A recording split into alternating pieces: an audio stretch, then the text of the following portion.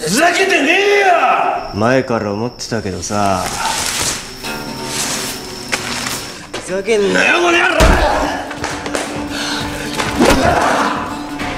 ふざけやがってしてやる。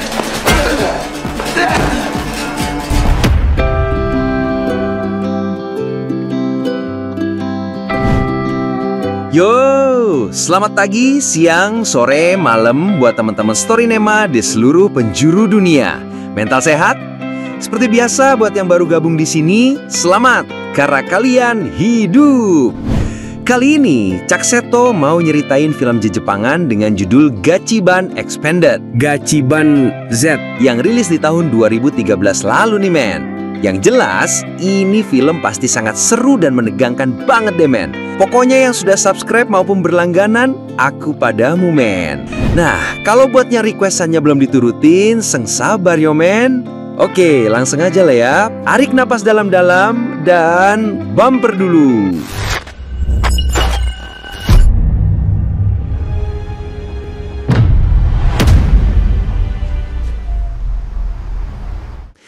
Kisah ini bermula dengan Mori, tokoh utama kita yang melarikan diri setelah diduga melukai seseorang dengan senjata tajam.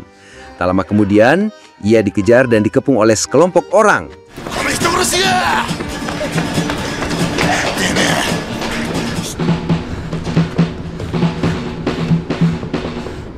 1 jam sebelum kejadian itu, Mori terlihat bersama sahabat lamanya Nakajima.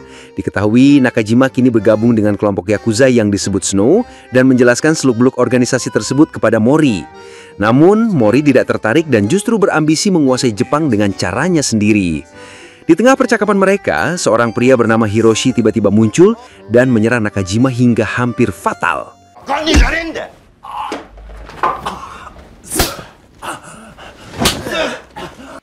Mori yang tidak terima langsung menghentikan Hiroshi, tetapi Hiroshi malah menantang Mori berduel di tempat lain. Meskipun Nakajima memperingatkan Mori agar tidak berurusan dengan Hiroshi, Mori tetap bersikeras ingin memberi pelajaran. Tanpa disengaja, Mori melakukan sesuatu yang menyebabkan ia harus melarikan diri setelah melukai Hiroshi.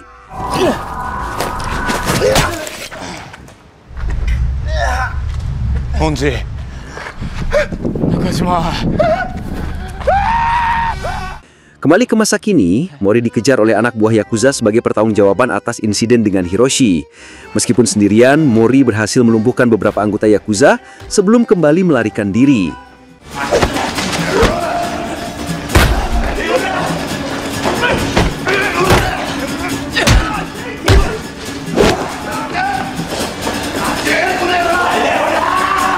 Sementara itu, di kantor Yakuza Snow, Kyohei dihajar habis-habisan oleh atasannya, Taiga, karena setoran uangnya tidak sesuai target. Kyohei hampir kehilangan kesabaran, tetapi pemimpin mereka, Asakura, datang. Tanpa banyak bicara, Asakura langsung menghajar Taiga karena dianggap tidak becus. Ternyata, Hiroshi yang dilukai Mori adalah pewaris resmi generasi kedua Yakuza Snow. Oleh karena itu, Asakura memerintahkan Taiga untuk menemukan Mori dengan segala cara. Di luar, Mori mencoba menghubungi Nakajima karena mereka kabur secara terpisah, namun Nakajima tidak dapat dihubungi. Saat Mori hendak pergi, ia tidak sengaja berpapasan dengan Kyohei. Tanpa disadari Mori, Kyohei membalikan badan dan memukulnya hingga pingsan.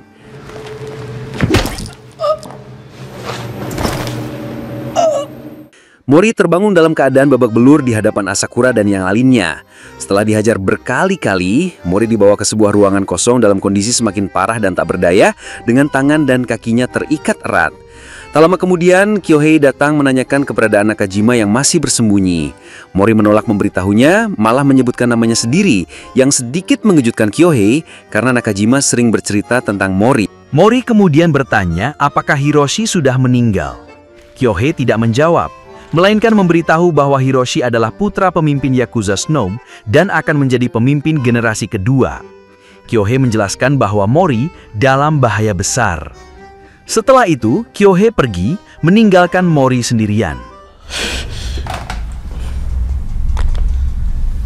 Hai, Kinugasaって名前、北関東でも聞いてたぞ。Beberapa saat kemudian, Kyohei kembali dengan membawa beberapa peralatan mengerikan.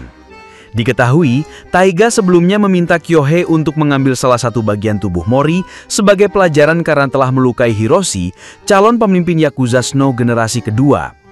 Dengan tangan dan kaki terikat kuat, Mori hanya bisa pasrah. Namun sebelum Kyohei bertindak, ponsel Mori berdering. Ternyata Nakajima menelpon. Kyohei mengangkatnya dan menyuruh Mori menjawab sesuai instruksinya. Awalnya, Mori menuruti dan mengatakan ia baik-baik saja kepada Nakajima.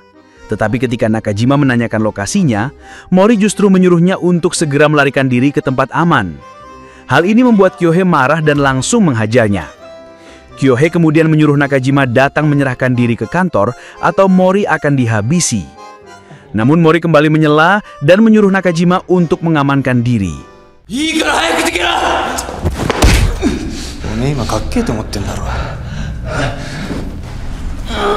Setelah itu, Kyohei dan dua atasannya membawa Mori ke suatu tempat. Sesampainya di lokasi dan setelah menyiapkan semua peralatan untuk mengeksekusi Mori, mereka bersiap. Namun, kedua atasan itu malah menyuruh Kyohei mengambil alih tanggung jawab ini karena mereka tidak ingin terjerat masalah hukum dan dipenjara 15 tahun jika polisi mengetahui hal ini. Mendengar itu, Kyohei tentu saja tidak terima, merasa dijebak, dan seolah mereka berdua lepas tanggung jawab. Diketahui, mereka melakukan ini tanpa izin dan sepengetahuan Asakura. Dari sinilah Kyohei muak dengan segalanya, karena dunia Yakuza memang kotor dan sering menghalalkan segala cara. Akhirnya, Kyohei memutuskan untuk melawan mereka sendirian. Untungnya, Mori ikut membantu saat Kyohei hampir diserang oleh salah satu anggota Yakuza Snow. ふざけてねえよ。前から思ってたけどさ。ふざけんなよこの野郎。ふざけやがって。捨てやる。Kemudian, Kyohei menjadi putus asa karena kini ia berada dalam posisi yang sama dengan Mori, menjadi musuh Yakuza. Setelah tiba di suatu tempat, Kyohei turun dari mobil dan pergi, diikuti Mori yang tidak tahu harus kemana. Keesokan harinya, mereka berada di pinggir danau terpencil untuk mengamankan diri dari kejaran Yakuza. Mereka terlibat perdebatan dan pertengkaran karena Kyohei terus menyalahkan Mori atas semua yang terjadi. Saat Kyohei berniat melukai Mori, ponselnya berdering. Ternyata Asakura menelpon. Kyohei mengangkatnya dan justru terdiam dan membuang ponselnya. Setelah itu, Kyohei pergi ke rumah mantan istrinya Miyuki untuk meminta uang guna melarikan diri karena ia juga kehabisan uang. Tentu saja, Miyuki menolak, menganggap Kyohei selalu egois dan mementingkan diri sendiri. Setelah pindah ke Tokyo, Kyohei berubah, bergabung dengan Yakuza, melukai seseorang, menceraikan Miyuki dan menelantarkan anaknya, lalu kini datang tiba-tiba meminta uang tanpa rasa bersalah.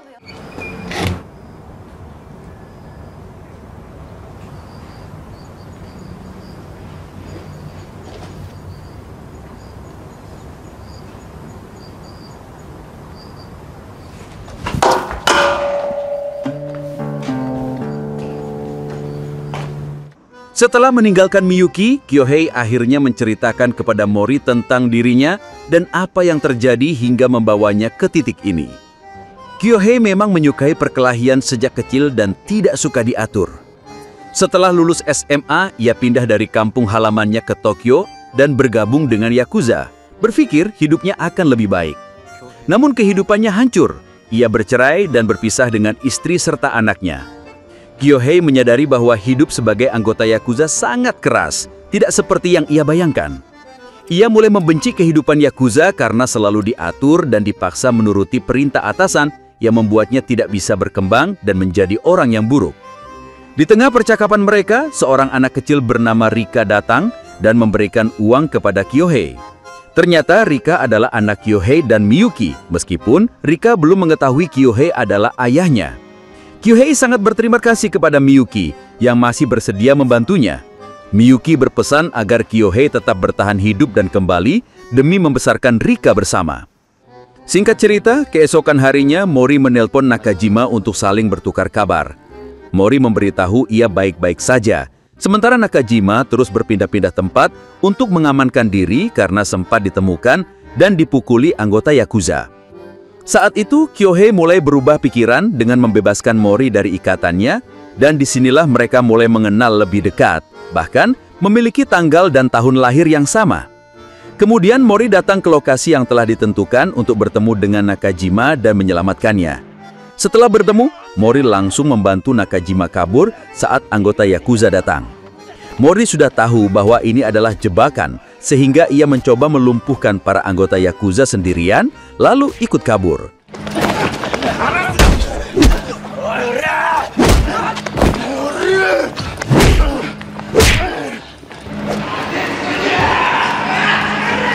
Namun di tengah jalan, Kyohei tiba-tiba berubah pikiran dan menangkap Mori, yang berarti mengkhianatinya. Padahal, sebelumnya mereka sudah dekat dan membuat rencana bersama untuk menyelamatkan Nakajima. Kyohei dan antek-antek Yakuza membawa Mori ke suatu tempat untuk bertemu Asakura. Secara mengejutkan, Hiroshi datang dalam keadaan masih terluka, membuat Mori sedikit lega karena Hiroshi masih hidup. Kyohei maju untuk meminta maaf, tetapi Taiga langsung menyambutnya dengan pukulan karena dianggap pengkhianat dan telah menghilang. Namun Kyohei tetap bersikeras dan meminta maaf kepada Asakura atas tindakannya. Ia juga meminta izin untuk menyelesaikan masalah ini, membuktikan bahwa ia bukan pengkhianat dan bersedia bertanggung jawab atas Mori, bahkan jika harus dipenjara 15 tahun. Mendengar itu, Asakura setuju dan akan memaafkan Kyohei jika ia berhasil menyelesaikan misinya. Pertarungan sengit antara Mori dan Kyohei pun dimulai.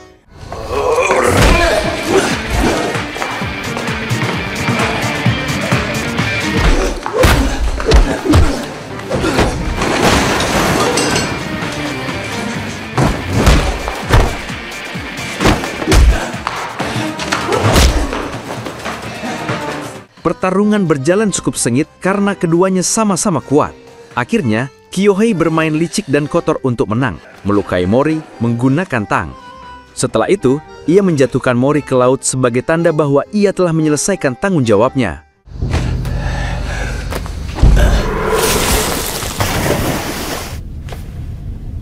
Setelah berhasil mengalahkan Mori, Asakura memaafkan Kyohei dan tidak akan menghukumnya.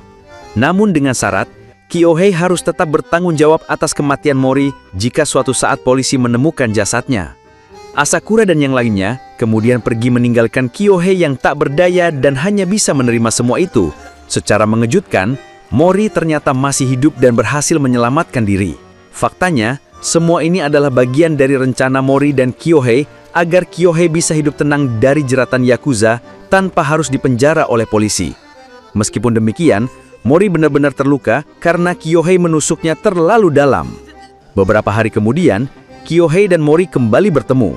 Mereka kini semakin akrab dan berencana pindah kota demi kehidupan yang lebih baik dan agar tidak terlacak oleh Yakuza Snow. Kemudian,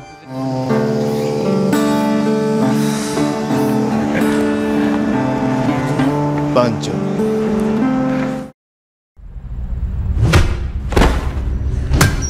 Diceritakan, seorang preman penguasa sekolah yang bernama Goki sedang membantai habis para preman sekolah dari SMA Kinugasa atau SMA yang pernah ditempati Mori dan juga Hayato dulu. Kemudian Goki menuju lantai atas yang dihuni Keiichi, anak buah Mori dulu yang kini menjadi pemimpin di sana. Namun seperti yang bisa kita duga, Keiichi berhasil dikalahkan dengan mudah oleh Goki menggunakan senjata andalannya, yaitu tongkat baseball. Setelah kejadian itu, sekolah pun diperiksa polisi untuk dijadikan TKP. Sedangkan di dalam sekolah, para preman sekolah sedang menyusun strategi untuk mencari tahu siapa Goki sebenarnya. Diketahui Goki sendiri sebelumnya bergabung dengan geng yang bernama Piranha yang terkenal brutal demi menjaga keadilan dan keamanan. Saat itu sang ketua geng yang bernama Sumi terlibat perdebatan dengan dua anak buahnya yang menganggap Sumi nggak berguna karena nggak bisa melindungi sekolah, nggak seperti Mori dulu. Oleh sebab itu, dua siswa yang kita sebut saja duo racun jeli langsung pergi ke sebuah gudang yang katanya dulu dipakai sebagai markas geng Black Skull pimpinan Mori. Dan benar saja, setelah dicari-cari, di sana tertera sebuah nomor telepon peninggalan geng Black Skull dulu. Dan saat dihubungi, ternyata itu bukanlah nomor Mori, melainkan nomor Taiga, Sahabat lama Mori yang cupu tapi masih kukeh dan sok jago ngaku-ngaku jadi ketua Black Skull penerus Mori. Besoknya Taiga langsung menemui dua racun dengan gaya sok-sokannya seperti biasa.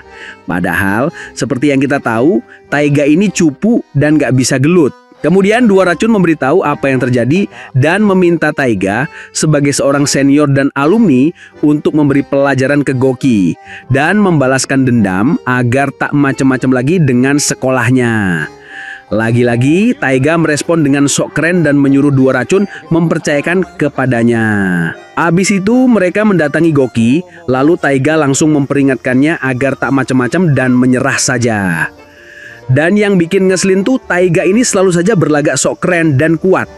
Padahal yang terjadi malah seperti gini men. Untungnya ada Pak Amano yang menghentikan tindakan Goki sebelum semakin brutal.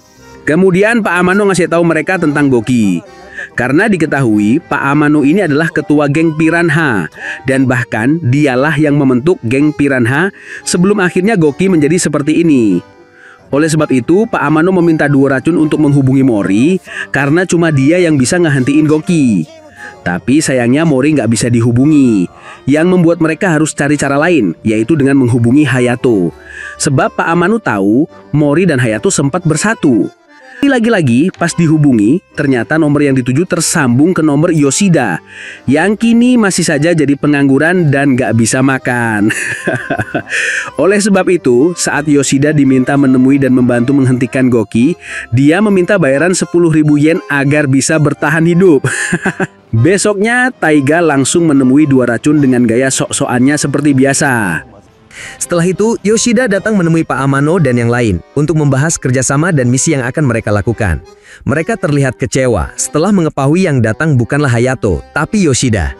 Karena itu, bukannya menyusun strategi, tapi mereka malah terlibat perdebatan dan saling mencaci maki, sampai ditinggalin sama dua racun yang capek ngadepin mereka. Sebab mereka sangat butuh Hayato untuk menghentikan Goki yang sangat brutal. Abis itu, mereka pindah ke suatu tempat untuk membahas strategi menghentikan Goki. Sebelum itu, Pak Amano memberitahu masa lalu Goki kenapa dia sampai bisa seperti gini. Jadi, saat Pak Amano membentuk geng Piraha dulu, Goki sangat brutal dan selalu berhasil mengalahkan lawannya meskipun seorang diri. Sebenarnya yang membuat Goki seperti begitu adalah karena dia kesepian. Sebab sejak kecil dia udah ditinggalin sama orang tuanya sendirian dan cuma ditinggalin tabungan untuk kebutuhan sehari-harinya dan pendidikannya. Selain itu, Goki juga dikhianati berkali-kali, yang membuatnya tidak mudah percaya dengan orang lain dan sangat membenci pengkhianat. Dulu saat masih kecil, Goki mempunyai seorang teman bernama Kenta yang berhasil mengetuk hati Goki untuk berteman. Kenta mengajak Goki untuk menabung bersama yang disimpan di bawah tanah dan akan diambil setelah lulus SMA nanti untuk pindah ke Hokkaido demi masa depan yang lebih cerah.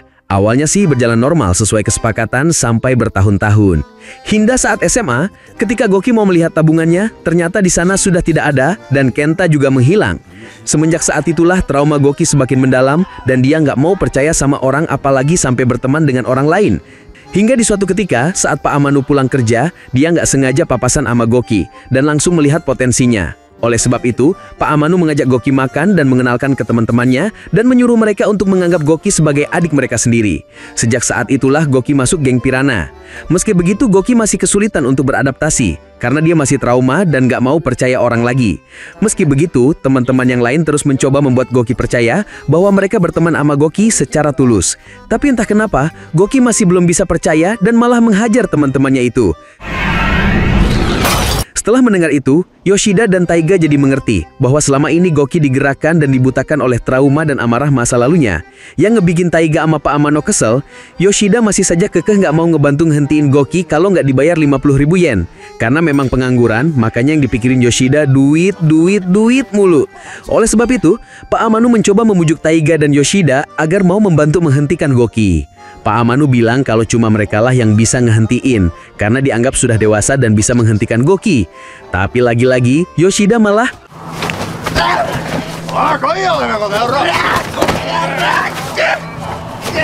Sementara di tempat lain, duo racun yang lagi sibuk nyari cara buat ngalahin Goki tiba-tiba saja disamperin sama Sumi. Sumi bilang kalau dia bakal gabung jadi anak buah Goki. Karena menurutnya, kalau nggak bisa ngalahin kekuatan yang lebih besar, maka dia harus berteman agar menjadi lebih kuat dan aman. Yang artinya, kini Sumi meninggalkan dan mengkhianati sekolah mereka sendiri.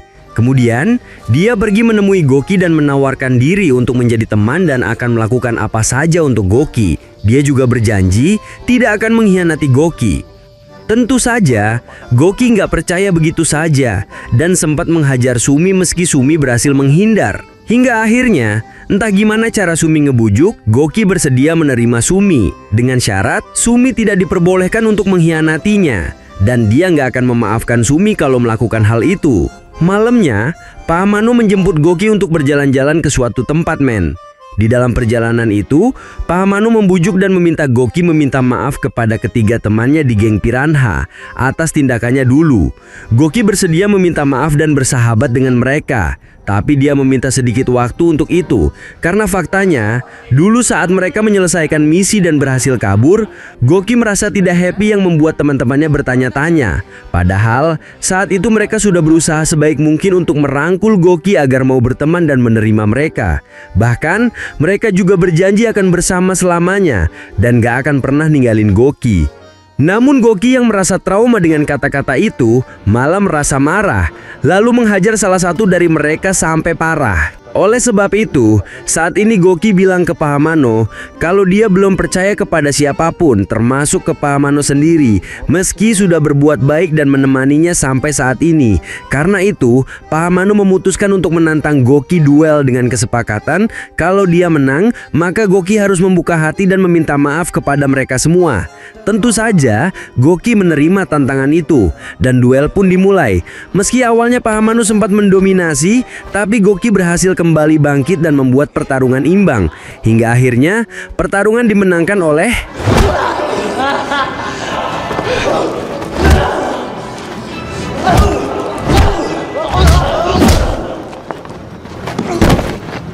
Besoknya, duo racun menemukan Pak Amano yang tergeletak di pinggir jalan dengan keadaan babak belur tak berdaya, men. Kemudian, Pak Amano memberi uang ke duo racun dan meminta untuk memberikan ke Yoshida agar mau membantu menghentikan Goki. Setelah itu, duo racun menemui Yoshida dan Taiga untuk menyampaikan pesan dari Pak Amano. Tapi yang ngebikin kesal, Yoshida tetap menolak permintaan itu karena bayarannya nggak cukup. Tapi dia tetap ngambil duit itu juga. Bahkan dia juga ngajak Taiga makan-makan sambil minum meski duo racun pergi untuk menghentikan Goki tanpa bantuan mereka. Setelah selesai makan, Taiga berubah pikiran dan memutuskan akan membantu Pak Amano menghentikan Goki. Karena bagaimanapun dia ingin menjadi preman terkuat dan ingin membuktikannya. Namun Yoshida masih tetap kekeh nggak mau ngebantu selagi bayarannya nggak cukup. Lalu Yoshida pergi begitu saja. Sementara di tempat lain, duo racun mendatangi Cumi dan Goki untuk menyelesaikan masalah ini agar Goki berhenti. Dengan santainya, Cumi menyatakan kalau kini dia akan berada di pihak Goki. Nggak pakai lama, Goki langsung turun tangan dan berhasil mengalahkan duo racun dengan mudah. Tapi yang mengejutkan, saat duo racun udah kepepet, Cumi tiba-tiba membantu mereka dengan menghajar Goki saat itu juga.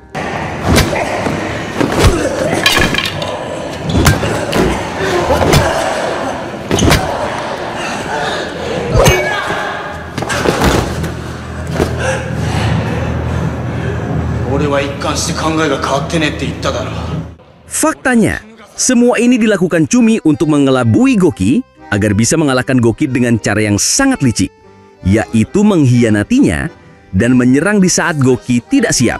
Oleh sebab itu, Goki yang sangat benci dikhianati malah makin ngamuk dan membabat habis mereka semua.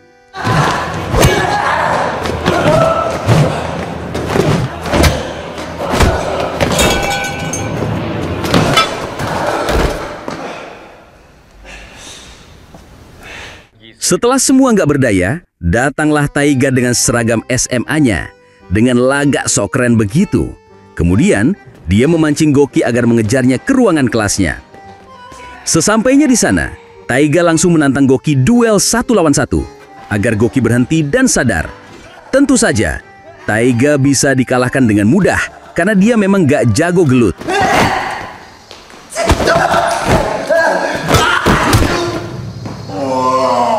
Hingga tiba-tiba, saat Taiga udah nggak berdaya, Yoshida pun datang karena dia berubah pikiran dan ingin menunjukkan kekuatan serta bagaimana menjadi preman yang semestinya kepada Goki. Sebab Goki dianggap monster, bukan preman, karena kebrutalannya dan tidak mengerti mana yang benar dan mana yang salah untuk dibela. Kemudian, Yoshida melancarkan serangannya kepada Goki yang membuat Goki kewalahan. Hingga akhirnya, Goki berhasil bangkit dan pertarungan 2 lawan 1 pun dipertontonkan.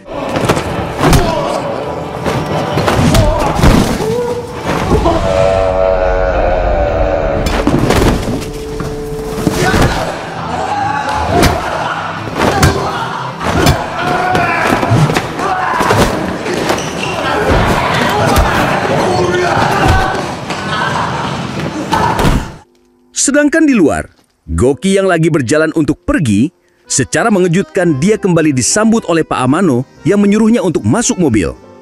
Dia jadi tersentuh, sebab seperti yang kita tahu, sebelumnya Pak Amano telah dihajar abis sama Goki, tapi masih berbuat baik dan menerima Goki dengan sama seperti tidak terjadi apa-apa. Oleh sebab itu, Goki jadi tersentuh dan mulai percaya membuka hati untuk Pak Amano. Tamat.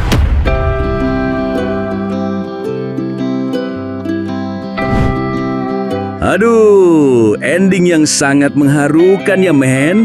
Oke, seperti biasa buat para jomblo, segera temukan jodohmu karena daging yang terbelah rasanya lebih nikmat dari telapak tanganmu. Dan kalau ada request film yang untuk diulas, bisa kalian tulis di komentar ya. Bye.